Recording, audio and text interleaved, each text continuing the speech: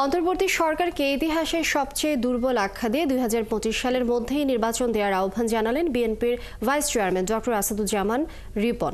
দেশের সার্বভৌমত্ব রক্ষা ও আইনশৃঙ্খলা পরিস্থিতি স্বাভাবিক করতে নির্বাচন দরকার বলে মনে করেন তিনি। দলের স্থায়ী কমিটির সদস্য ডাক্তার এজেড জাহিদ হোসেন বলেন, জনগণই নির্ধারণ করবে আগামীর বাংলাদেশ কেমন হবে। হাবিব রহমানের প্রতিবেদন। প্রেস ক্লাবে আলোচনা সভায় বিএনপির vice chairman doctor Asaduzzaman Ripon বলেন, অন্তর্বর্তী সরকার সংস্কারের কথা বললেও এর কোনো অগ্রগতি দেখা যাচ্ছে না। দেশের সাম্প্রতিক পরিস্থিতির উল্লেখ করে তিনি বলেন, ছাত্র জনতার অর্জনকে বিভক্ত করলে ফ্যাসিবাদের দোসররাই সুযোগ পাবে। অন্তর্বর্তী সরকারকে ইতিহাসের সবচেয়ে দুর্বল উল্লেখ করে সংকট মোকাবেলায় ২৫ সালের মধ্যেই নির্বাচন দেওয়ার তাগিদ দেন তিনি।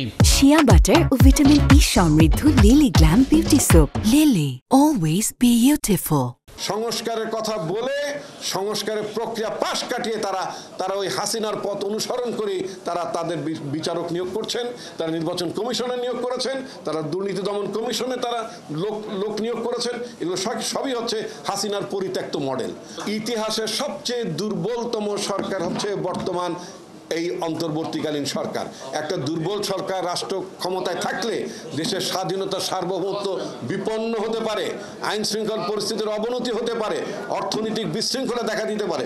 সেই জন্য দরকার জনগণের কাছে দায়ী জবাবদিহিমূলক একটি গণতান্ত্রিকভাবে নির্বাচিত সরকার।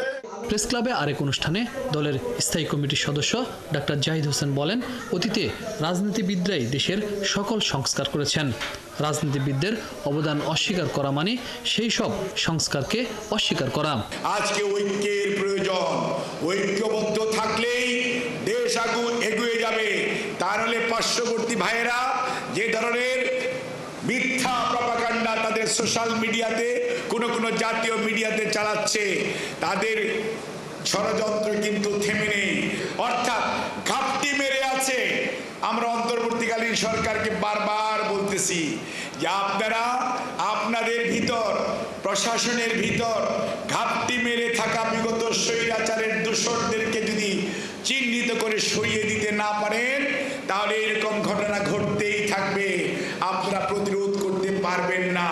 ক্ষমতায় যেতে নয়, জনগণের অধিকার আদায়ের জন্যই বিএনপি নির্বাচন চায় বলে জানান ডক্টর জাহিদ। হাবিব রহমান, ৭১, ঢাকা।